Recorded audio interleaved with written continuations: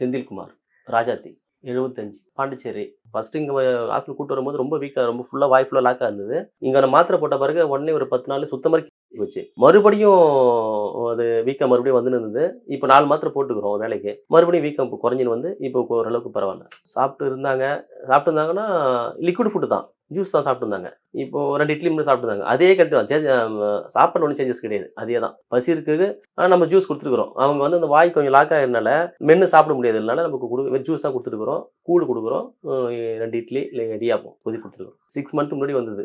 நம்ம பல்லு வலி சொல்லிட்டு அங்கே இருக்கிற லோக்கல் டாக்டர் பார்த்தோம். அவர் என்ன சொன்னார், இது வந்து புண்ணு பார்த்தா கேன்சர் போல இருக்குது, நீங்கள் போயிட்டு காமிங்க சொன்னாங்க. அப்புறம் அங்கே போய் காமிச்சோம். அவங்க ரிப்போர்ட்டில் வந்து ஒரு 2 வாரத்தில் தெரிஞ்சிச்சு கேன்சர், மவுத் கேன்சர் மாதிரி வந்து சொன்னேன். ஆரம்ப ஸ்டேஜ், ஃபஸ்ட் ஸ்டேஜ் சொன்னாங்க. அப்புறம் நான் இதை ஃபேஸ்புக்கில் பார்த்தேன், ஹாஸ்பிட்டல் நேமை கூப்பிட்டு வந்தோம்.